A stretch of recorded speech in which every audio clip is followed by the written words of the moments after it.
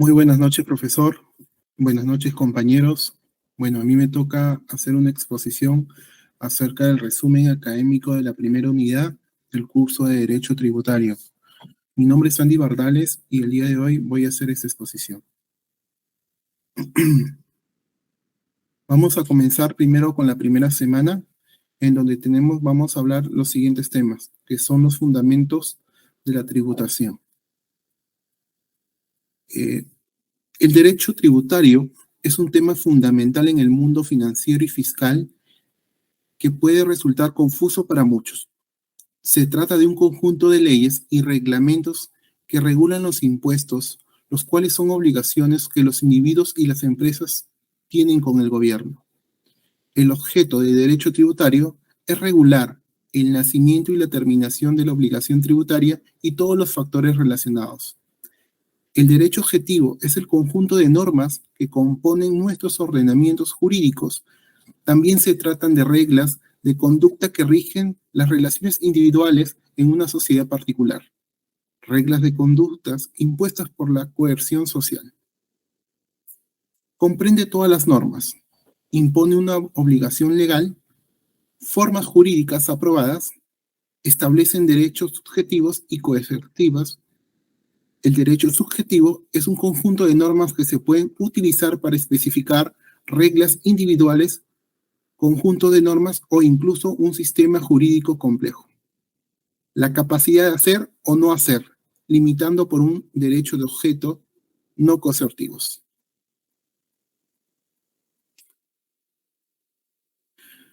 Las fuentes de derecho tributarios son los elementos que indican la potestad tributaria de una nación. De esta forma, otras instituciones de la industria también están reguladas en ese detalle. Si nos referimos a la fuente de ley tributaria vigente, debe remitirse a la Constitución Política del Perú y al Decreto Legislativo 771. Este último es el que crea el sistema tributario del país. Declara los impuestos existentes como tales, ya que deben ser pagados. Tenemos dos fuentes. Fuentes formales, que es una fuente de derecho, es cualquier fuente del cual se originan las leyes y reglamentos aplicadas a las personas, mediante normas de rangos equivalentes a la ley, difundidas en la Constitución y leyes disposiciones. Fuentes de materiales, es decir, un poder social que puede establecer normas jurídicas, generalmente descrito como estados, diversas organizaciones internas, sociedades, etc. Fuentes oficiales, es decir, un medio o forma de establecer estándares. Fuentes históricas, son todos los hechos, documentos y remanentes que contenían las normas y leyes de la época y ayudaron a la legislatura a promulgar nuevas leyes. Por ejemplo, las inscripciones y los papiros. Ahora vamos a conocer un poco acerca de los impuestos, pero para esto hay que conocer primero qué son los impuestos.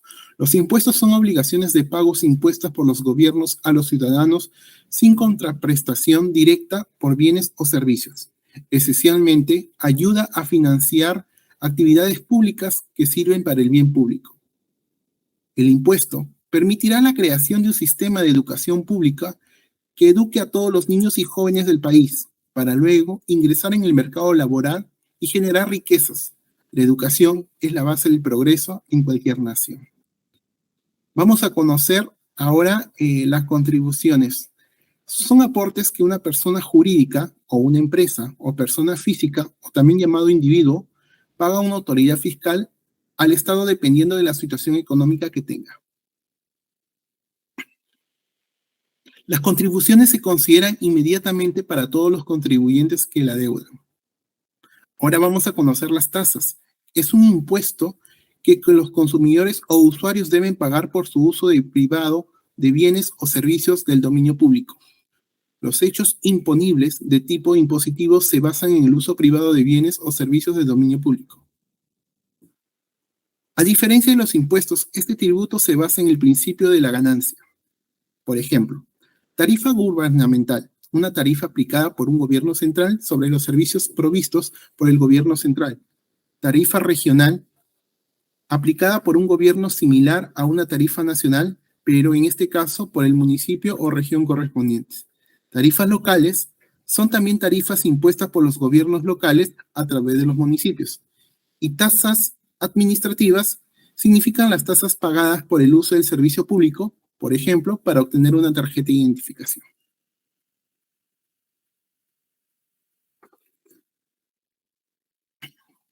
Ahora vamos a conocer acerca de los impuestos. Tenemos dos tipos de impuestos, los impuestos directos y los impuestos indirectos. Los impuestos directos, estos impuestos se aplican directamente sobre los ingresos o activos de un individuo en el Perú. El impuesto a la renta personal es un ejemplo de impuesto directo. Este impuesto se aplica a las ganancias que las personas obtienen de su trabajo e inversiones, y el monto impuesto se calcula en su función de sus ingresos anuales. Los impuestos indirectos, a diferencia de los directos, los impuestos indirectos gravan el consumo de bienes y servicios en un lugar de ingresos o riqueza. En el Perú, uno de los impuestos indirectos más importantes es el Impuesto General de las Ventas, o el IGB, que grava el precio de ventas de bienes y servicios en el mercado.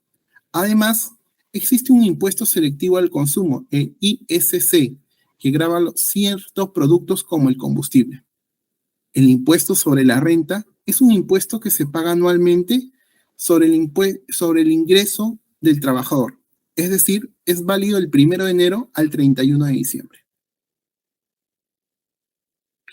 Ahora vamos a hablar acerca de los impuestos directos y vamos a mencionar las 5 categorías de los impuestos a la renta.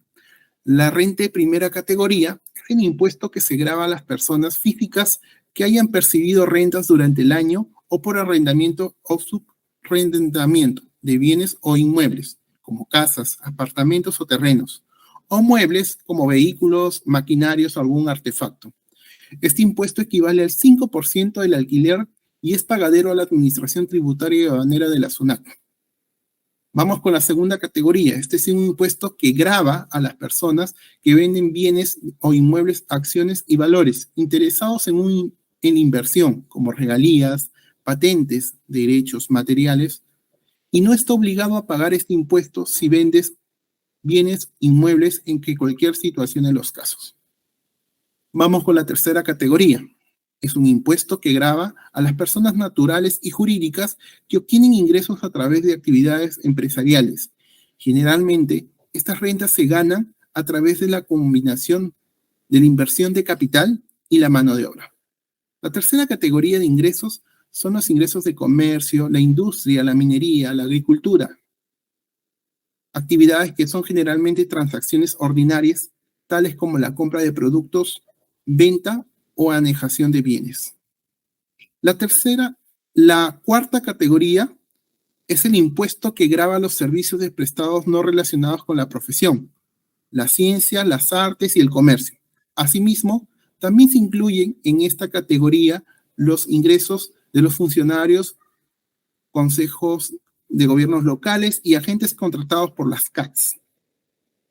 Vamos con la quinta categoría. Aquí se aplican sobre los ingresos del trabajo dependiente, por ejemplo, la planilla, o personas realizadas en el marco de las oficinas gubernamentales, que esto significa que todos los empleados que trabajan para la empresa están afectados por este impuesto. Se le consideran sueldos, salarios, beneficios, aguinaldos. Como regla, se tiene que los ingresos de la quinta categoría no deben presentar una declaración jurada anual, a menos que tengan ingresos de la cuarta de ingresos. En este caso, se debe presentar una declaración jurada en todos los ingresos cada año. Vamos a hablar acerca de los impuestos generales a las ventas. Esto viene a conformarse como un impuesto indirecto.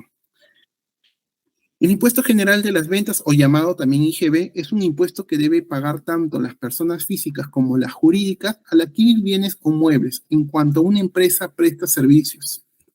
El IGB se aplica a montos pactados a pagar y exige un monto total a pagar, también conocido el precio de la venta. El IGB en algunos países es conocido también como IVA, ¿ya? La tasa acá en el Perú es del 18%. Se aplica el 16% al IGB y un 2% al impuesto de la promoción municipal. Tenemos también el impuesto selectivo al consumo ISC. Este es un impuesto que pagas a la SUNAT cuando compras artículos como bebidas alcohólicas, cigarrillos. El objetivo es prevenir el consumo de estos productos, ya que afectan negativamente el orden personal, social o económico. Los compradores de artículos de lujo como automóviles nuevos y alcohol tendrán que pagar muchos más impuestos.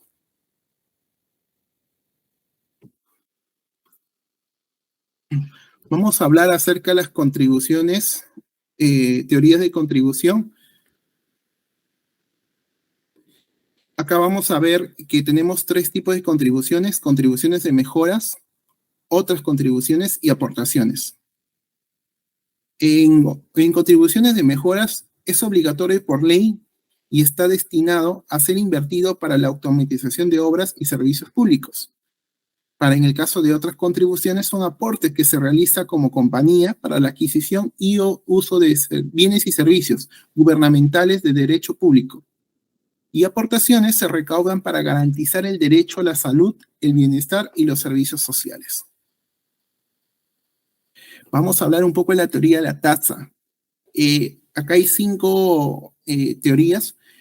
Primero, el presupuesto de hecho, existe el vínculo directo entre el deudor y la entidad estatal. La naturaleza del servicio, que es el servicio público nacional, que no debe prestarse por particulares. El servicio efectivo, que debe ser prestado por el contribuyente aunque no lo requiera. El servicio divisible, el gobierno debe desglosarse en unidades para identificar los beneficios. Y el destino del producto, las leyes no deben asignar los ingresos de las tasas que no sean la financiación. Continuando con la teoría de las tasas, vamos a tocar 3 puntos que son los arbitrios, los derechos y las licencias. Los arbitrios son las tarifas pagadas para proporcionar y mantener los servicios públicos. Los derechos también son pagos por la prestación de un servicio público o por el uso de bienes públicos. Y las licencias son derechos que se cobran para poder obtener permisos específicos para realizar actividades.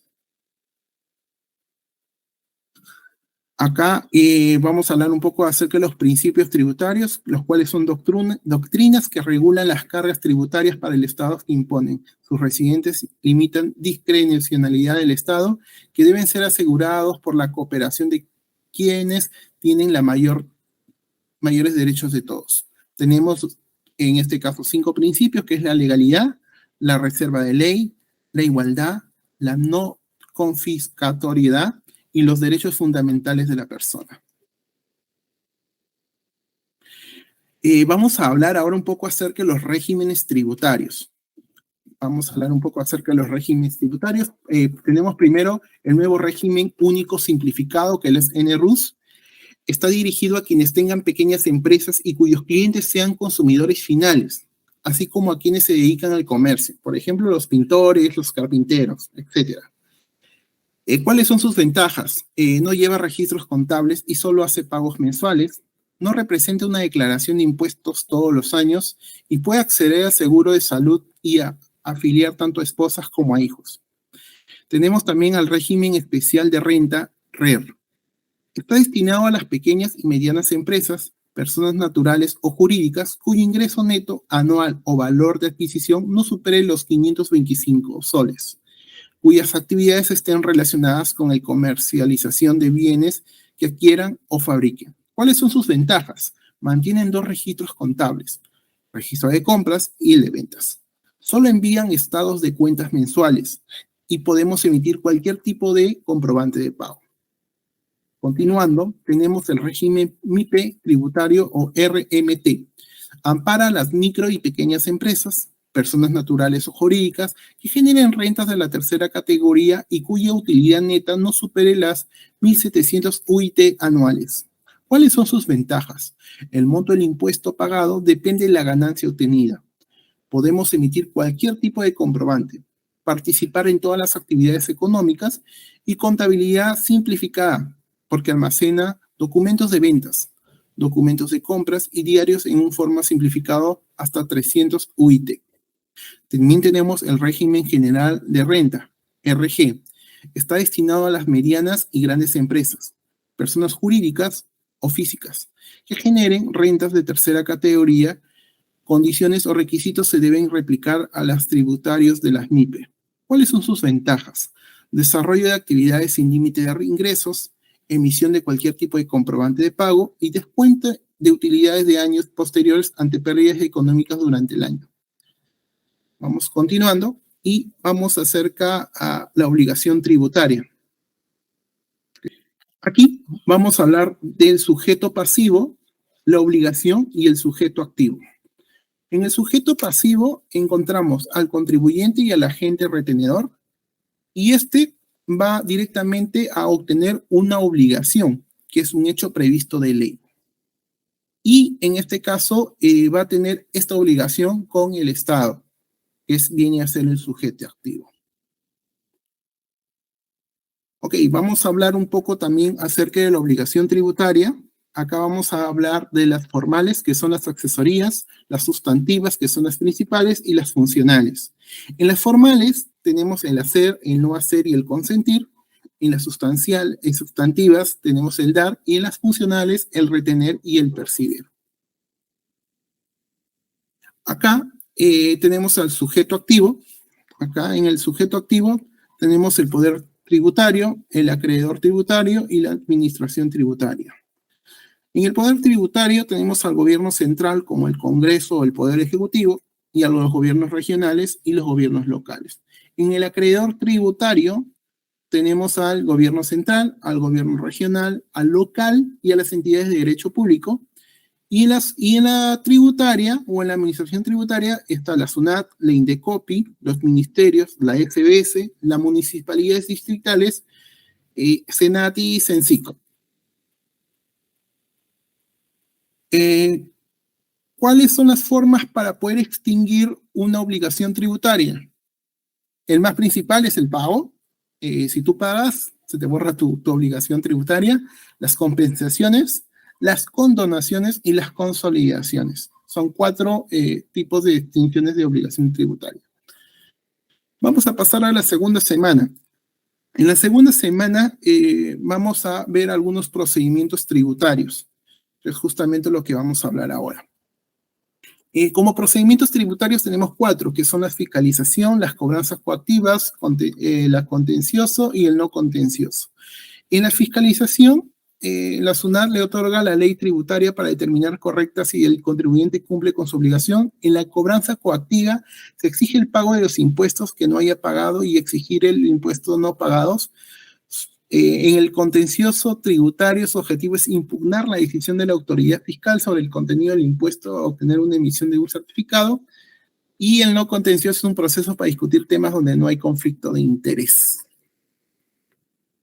Vamos a hablar ahora cada uno de ellos para poder ir conociendo acerca de los procedimientos de fiscalización.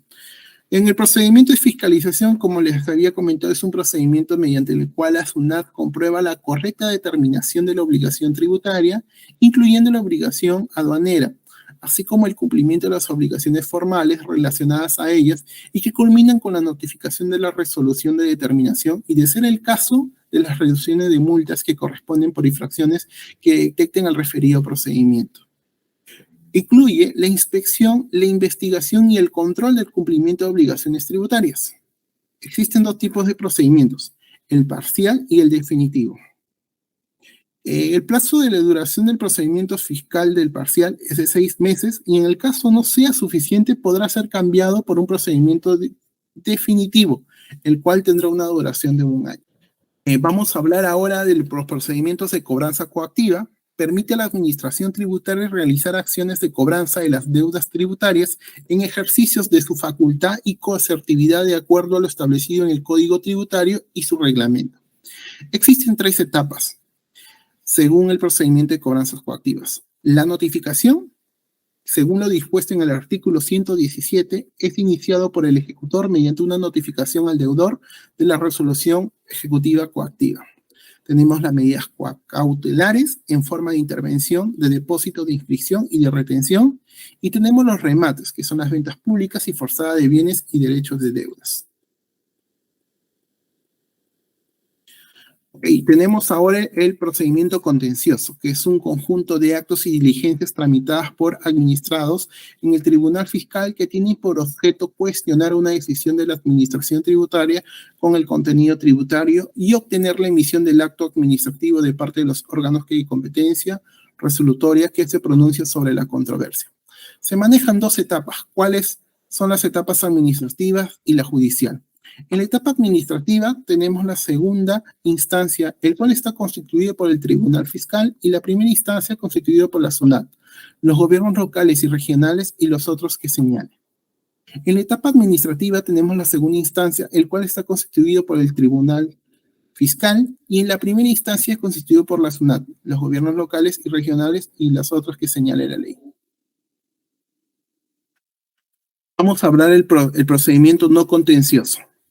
Se inicia con una solicitud por parte del interesado cuya pretensión no está orientada a la impugnación de un acto administrativo, en particular, sino en la declaración por parte de la administración de una situación jurídica que incidirá en la determinación de la obligación tributaria que ha de corresponderle. No hay discusión sobre un acto administrativo. La administración tributaria está obligada a dar respuesta a lo solicitado en un determinado plazo. No existe conflicto de interés entre la administración y el deudor tributario. Y existen dos tipos de procedimientos: no contenciosos, que los son vinculados a determinación de la obligación tributaria, y los vinculados con y los no vinculados con la determinación tributaria. Vamos a ver la tercera semana. En la tercera semana vamos a hablar acerca de las responsabilidades. Vamos a hablar, en este caso, cuáles son las obligaciones de los administrados. Tenemos como la inscripción del RUT, la emisión de entrega de reportes de comprobantes de pago, llevar los libros contables, la presentación de la declaración jurada, permitir a la SUNAT llevar un control de los datos y actualización de los datos con SUNAT. Esas son las obligaciones de los administrados. Y también vamos a hablar acerca de la responsabilidad administrativa, que tenemos en este caso, que son la colusión, que puede ser o simple o agravada, y es un acuerdo que en este caso, que es la simple, que es un acuerdo para poder defraudar al Estado, y la agravada es que se ejecutó esa defraudación, y estos tienen unas sanciones que pueden, para el caso simple puede ser de entre 3 y 6 años de prisión, y para la causal agravada tendría que ser entre 6 a 5 años, a 15 años de prisión. También tenemos el cohecho, que es cuando un funcionario acepta o viola las funciones. Y también hay otra opción cuando el funcionario acepta pero no viola las funciones. En esos casos, el funcionario que acepta y viola funciones puede tener una sanción entre 4 a 6 años de inhabilitación y 365 a 730 días de inhabilitación. De igual manera, para el funcionario que no viola las funciones, entre 3 a 5 años y de cárcel privativa y una inhabilitación de 365 a 730 días de inhabilitación. Continuando, vamos a hablar acerca de qué es la responsabilidad penal. La responsabilidad penal es que un funcionario se apropie indebidamente de los fondos públicos. Estos pueden ser a nivel administrativo, a nivel civil o a nivel penal. Y por último, hablando de la responsabilidad penal, están obligados a pagar tributos y a cumplir con las obligaciones formales en calidad de representantes los padres, tutores, curadores de los incapaces, los representantes legales y los designados por las personas jurídicas, los administradores a quienes tengan disponibilidad de bienes. Y en este caso también podemos hablar del responsable solidario, que se considera un tercero, ya que es una persona distinta al deudor original, teniendo con él un cierto vínculo. Y la responsabilidad solidaria, que cada individuo puede asumir a la deuda de obligación natural o voluntaria. Eso sería todo. Muchas gracias.